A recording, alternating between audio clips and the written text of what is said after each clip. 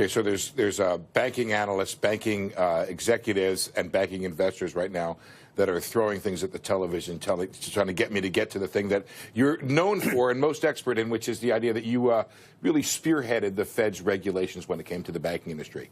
Yesterday, you gave a major speech in which you acknowledged changes can and should be done to Dodd-Frank. Could you tick off the 3 areas where you think Dodd-Frank ought to be reformed first and most seriously? Yeah, this is not just Dodd-Frank, Steve. I think it's sort of regulation writ large. Regulation, yeah. And the things that I identified yesterday, let me start with the stress test, because as you know, we have been refining, modifying the stress test virtually every year since we put it in place in an effort to move from a post-crisis program to a more or less permanent program.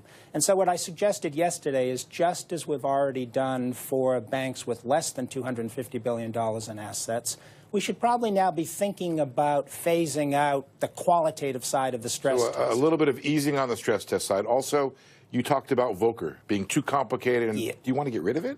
Well, no, I know. I think that the insight was sound. Right. The prohibition on proprietary trading. I think the way in which it was implemented, and frankly the way in which the agencies chose to try to implement the statute, was very much done in good faith, but I think it's proven to be clunky. Okay. The effort to infer the intent of the traders, from quantitative metrics was something that might have worked, but I don't think it has worked. And you want more in the banks?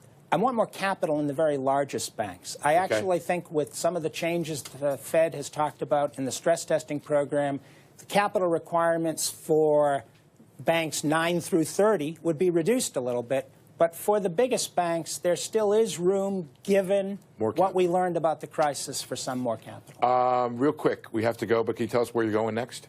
I have definitely not made any long-term plans. My short-term plan is actually to go up to the Sloan School at MIT for a couple of weeks. Right, but you could be a chief risk officer for a bank now. I wouldn't hold your breath, Steve.